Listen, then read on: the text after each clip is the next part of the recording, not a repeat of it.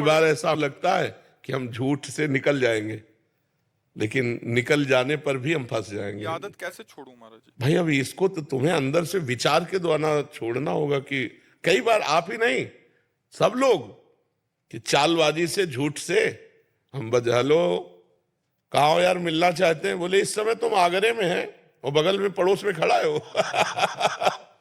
Mobile से भी बहुत झूठ बोला जाता है, नहीं बोला जाता? तो हमें लगता है कि हम झूठ बोलकर बड़ी सफाई से बच जाते हैं, लेकिन नहीं, वही हमारी गंदी आदत हमको सत्य से दूर कर देती है। नहीं, असत्य संपातक पुंजा। और जब झूठ पकड़ी जाएगी, पकड़ तो जाएगी ना, तो जैसे आपने कहा पत्नी ने विश्वास करना बंद कर दिया, बहुत बड़ा घाटा हो गया। हमारे पति पत्नी के संबंध में अविश्वास घुस गया, बहुत बड़ा घाटा हो गया। अब आप सत्य भी बोलोगे ना तो नहीं माना जाएगा, बहुत संभलना चाहिए। एक गांव का लड़का गांव वालों को परेशान करने के लिए अपने मित्रों से कहा, देखो मैं, अरे भेड़िया आया, भेड़िया आया, खूब हल्ला मचाया। तो गांव के लोग दौड़े गए। बोले क्या? बोले हंसी मजाक के लिए बुलाया था। अब असली में एक दिन भेड़िया दबोच लिया। बोले भेड़िया आया, भेड़िया। गांव वालों ने सोचा हंसी मजाक ही कर रहा होगा, भेड़िए ने मार डाला उसे। समझ रहे हो? अगर हम झूठ बोलेंगे तो कभी सत्य बोलेंगे तो भी हमारी सत्य बात झूठ मान ली जाएगी कि ये झूठ बोलता है आदमी। हमें लगता है झूठ को धीरे धीरे कम करना चाहिए। कह दें आज से हरिश्चंद्र सत्यवादी, तो ऐसा नहीं हो पाएगा, क्योंकि जवान है और माइंड है, वो झूठ से बचता रहा है तो प्रयास करेगा झूठ का। धीरे धीरे धीरे धीरे अगर हम सत्य बोल देंगे तो फांसी थोड़ी चढ़ा दी जाएगी, हमारे आचरण सही हो जाएंगे, हमारा जीवन सही हो जाएगा। लोग कहते हैं व्यापार में झूठ बोलना ही पड़ेगा। हम कहते हैं क्यों झूठ बोलोगे? सबको ही जानते हैं व्यापार मुनाफा के लिए किया जाता है। तो ये बंदा जो वस्तु बेच रहा है, इसका भी परिवार है, इसकी भी दुकान मकान है, उसके लिए खर्चा इसी से ले रहा होगा। तो अब ये कहने की जरूरत कि देखो भाई साहब, ये जो चीज है ये 120 की पड़ती हमें, तो हम कसम से कह रहे हैं मुनाफा नहीं लेंगे, आप 120 का दे दो। और वो है 70 की।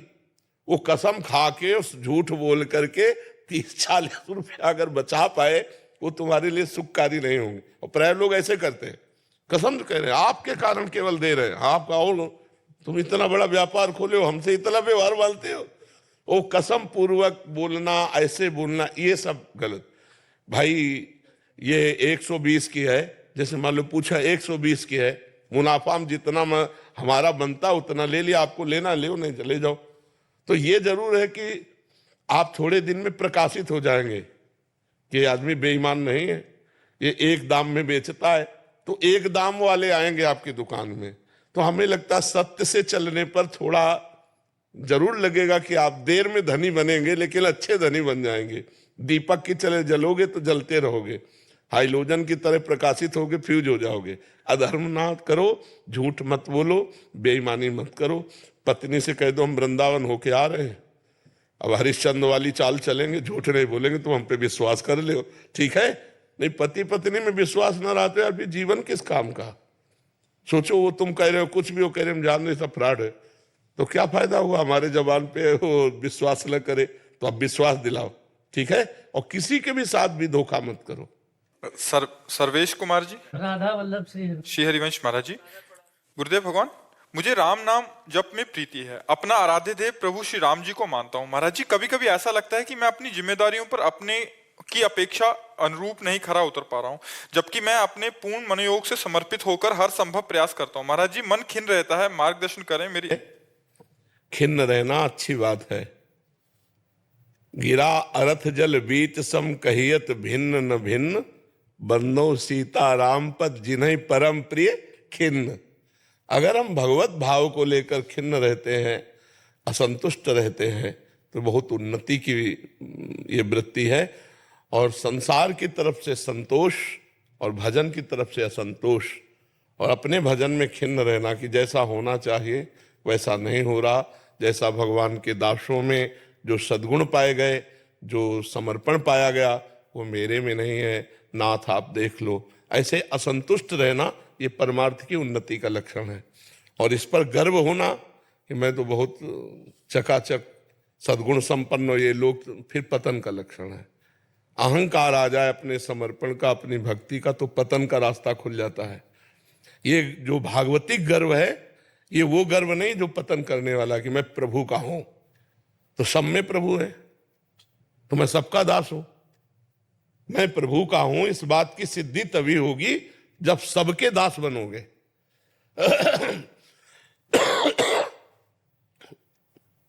सो अनन्य गति जाके असमति न टरे हनुमंत, मैं सेवक सचराचर रूप स्वामी भगवंत।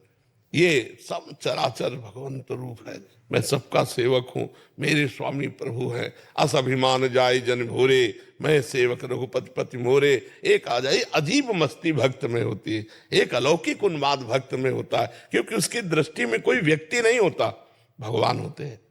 उसकी दृष्टि में परमात्मा होते हैं, सब में वही रमा है। जिसको हम जप रहे हैं, जिसको हम खोज रहे हैं, वो भेष बदलकर मेरे सामने बैठा, मैं पहचान नहीं पा रहा हूं। वही है, वही संत वेश में है, वही असंत वेश में है, सब रूपों में वही है। उसी सिया राम में सब जग जान।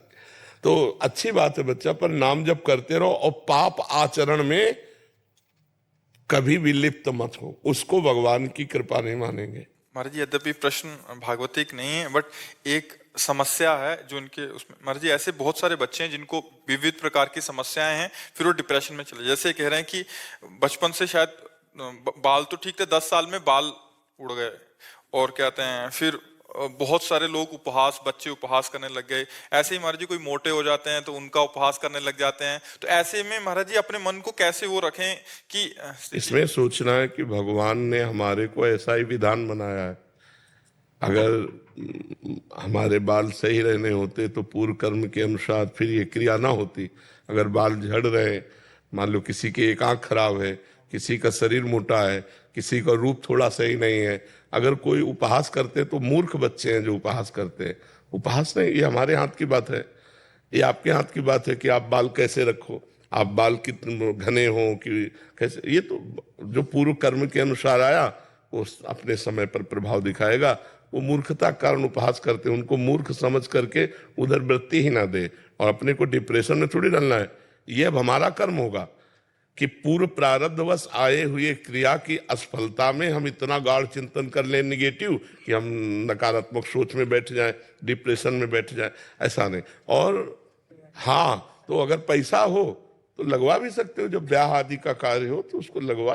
ये सब साधारण बातें, इनमें इतना गहरा सोच नहीं करनी कि हम डिप्रेशन में पहुंच जाएं। ठीक है, आज हमारा विज्ञान बहुत बड़ा हुआ है, अगर बाल रोपण करवाना भी, क्या कहा आप उसको, हेयर ट्रांसप्लांट हम तो बाल रोपण कहेंगे कि वो तो ऐसा कराओ, बिल्कुल मस्त रहो। जिनके बहुत बढ़िया बाल हैं, कोई सौभाग्यशाली है। अरे भगवान से हमारा चित्त जुड़े और हम प्रसन्न रहे, ये बढ़िया बात है।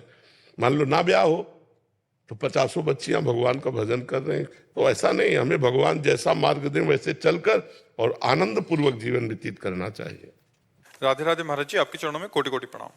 महाराज जी, आपकी कृपा से मुझे ज्ञात है कि हमारे पिछले जन्मों में किए गए कुकर्म ही हमें क्षति पहुंचाते हैं। महाराज जी, अगर पति शारीरिक क्षति पहुंचाए एवं जान लेना हमला करे तो महाराज जी ऐसे में सहन करना चाहिए या क्या प्रतिरोध? नहीं, रिपोर्ट करनी चाहिए। पति का अधिकार, पत्नी का परस्पर प्रेम एक सीमा तक है। ऐसा नहीं कि वो हमारे साथ एक राक्षसी व्यवहार कर सके, नहीं। अगर पति सम्मान योग्य है तो पत्नी भी अर्धांगिनी है। हम अपने प्राणों का जैसे पोषण करते हैं ऐसे पत्नी का पोषण करना चाहिए।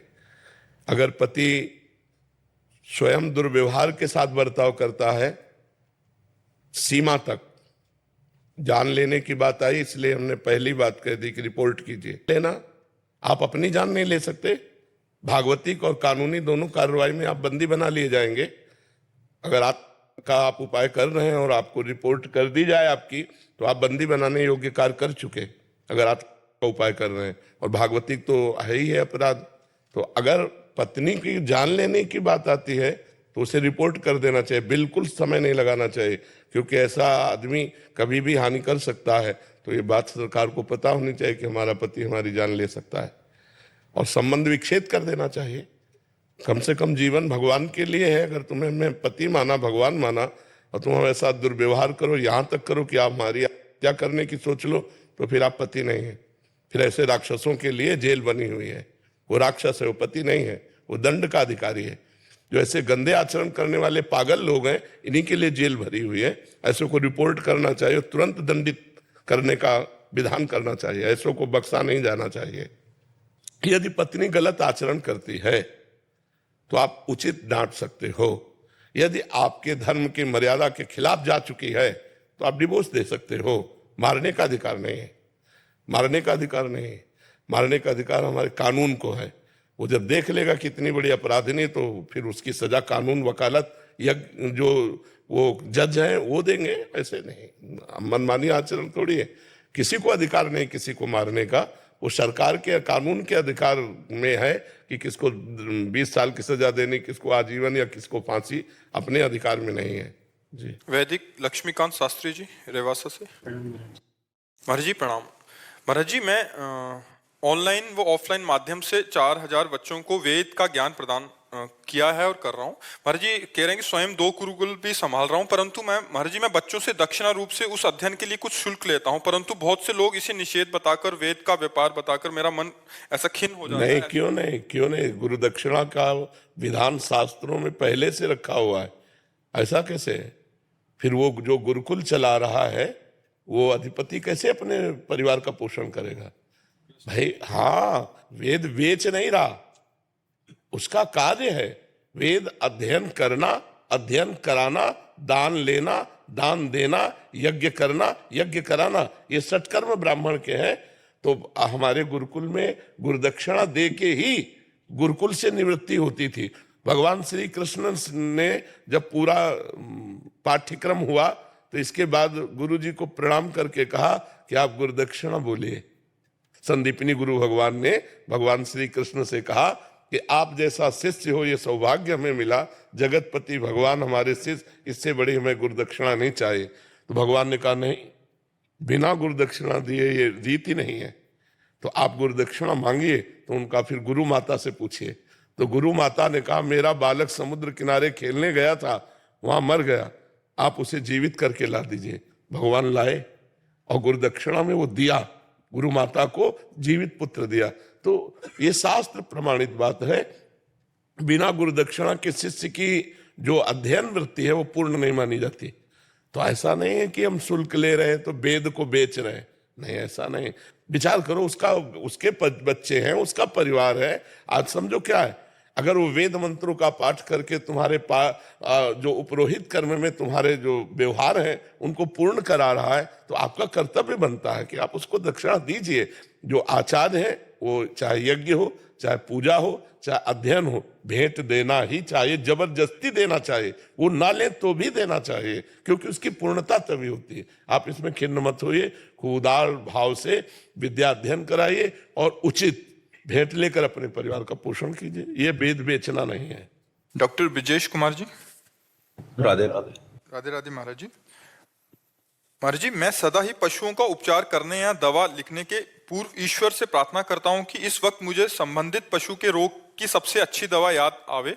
इसी के परिणाम स्वरूप जब पशु ठीक होता है तो पशुपालक तो मेरे चिकित्सा ज्ञान की प्रशंसा करते हैं, किंतु मैं प्रभु को धन्यवाद देता हूं, पर प्रभु पशुपालक की ये प्रशंसा मुझे लंबे समय तक याद रहती है। किंतु कुछ गंभीर रोगों में जब हम पशु को नहीं बचा पाते तब ये मानकर कि हरि इच्छा ही होगी भूल जाता है। बहुत सुंदर विचार है। और एक और डॉक्टर हैं, ये भी ऐसे ही कह रहे हैं कि ये भी ऐसे ही करते हैं, बट कभी कभी जिन्होंने जब सफलता या असफलता मिलती है तो लोग बहुत गलत शब्द का प्रयोग करते हैं, तो उस समय मन दुखी होता है। कोई बात नहीं, दुखी नहीं होना चाहिए, अपने को पक्का होना चाहिए। जैसे मेरा प्रयास 100% भगवत प्रेरित ठीक हुआ, अब इसके बाद वो जीव मर गया, चाहे वो मनुष्य हो चाहे वो पशु हो, हमारा डॉक्टर का एक प्रयास होता है, सफल प्रयास। अब परिणाम भगवान के ऊपर है। जैसे उसका प्रारब्ध है कि अब इतने मिनट इतने सेकंड के बाद ये मरेगा, तो तुम चाहे संजीवनी जड़ी पिला दो, वो मरेगा, क्योंकि उसकी आयु समाप्त हो गई है। आयु को बढ़ाया नहीं जा सकता, आयु डॉक्टर के हाथ में नहीं है। रोग का निवारण करने की क्षमता औषधि में है, लेकिन आयु को बढ़ाने की क्षमता नहीं है। अगर आखिरी श्वास है, आपके इंजेक्शन लगाते लगाते तो आखिरी श्वास ही हो जाएगी। तो हमको इस बात पर धैर्य रखना चाहिए कि हमारा प्रयास उत्तम रहा, औषधि उत्तम दी, इसके बाद जीव का परिणाम यह है कि उसकी आयु समाप्त है, इसलिए वो मर गया। हमें दुखी नहीं होना। सामने वाला गाली दे रहा, वो अज्ञानी है, वो इस विषय को नहीं जानता, केवल वो रोग निवारण के उतने ही विषय को जानता है जितना पढ़ाई की है, जितना अभ्यास किया है, शेष बात नहीं। शेष तो भगवान के ऊपर होता है। जैसे आपने कहा, प्रारंभ में भगवान से कहते हैं कि मुझे रोग की औषधि बताइए, ये बहुत उत्तम बात है। और जब प्रशंसा मिलती है तो उसे भगवान की तरफ कर देते हैं कि प्रभु आपने ही बताया था, आपने ही प्रयास कराया था, ये आपकी ही प्रशंसा हो रही है। और जब निंदा होने लगे तब आपको सोचना चाहिए कि अज्ञान की धरा में निंदा कर रहा है, क्योंकि हमने भागवती प्रेरणा से ठीक औषधि की। अब उसकी आयु नहीं है तो मैं आयु थोड़ी बढ़ा दूंगा। प्रसन्नता हमारे अहम को तो नहीं बढ़ा देगी। नहीं, अगर आप भगवान से जुड़े हैं तो अहम को प्रसन्नता नहीं बढ़ा देगी। जब भगवान से विमुख होकर के प्रसन्नता की जाती है, वो जो प्रशंसा होती है उसमें जो हमें प्रसन्नता होती है वो हमारे अहंकार को पुष्ट करती है। और जब हम भगवान से, तो फिर अपने को पता है ना, दूसरे हमको कहें कि बहुत अच्छे डॉक्टर हैं, लेकिन अपने को पता है ना कि अच्छे डॉक्टर तो भगवान है। तो बस, हाँ, बस फिर अपने को अहंकार नहीं है। मैं समता का भाव चाहता हूँ। हाँ, प्रसन्नता भी उतनी ना हमारे लिए प्रेरित वो हो पाए कि हम प्रसन्न ही बने रहें, आगे भी काम करिए। तो मेरा कर्म ही। प्रसन्नता से समता में कोई फर्क नहीं पड़ता, क्योंकि प्रसन्नता समता की तरफ ले जाएगी। समता का फल प्रसन्नता है। हर्ष और शोक, इनसे बचना है। प्रशंसा में हर्षित होना और निंदा में शोकित होना, लेकिन प्रसन्न रहना, ये भागवतिक है। अगर आप प्रसन्न हैं तो निंदा में भी प्रसन्न होंगे। अंदर अंदर आएंगे, भाई इसमें मेरा क्या दोष है, भगवान के द्वारा प्रेरित मैंने किया, लेकिन उसकी आयु नहीं है तो मैं थोड़ी बचा सकता हूं। अब आप अज्ञान में आकर गाली दे रहे हैं तो वो प्रसन्न रहेगा। लेकिन अगर हर्षित हुआ है अपने गर्व में कि मैं बहुत अच्छा डॉक्टर हूं, तो जब गाली मिलेगी तब शोकित हो जाएगा। तो प्रसन्नता भागवतिक है और हर्ष और शोक ये मायाकृत है। जी।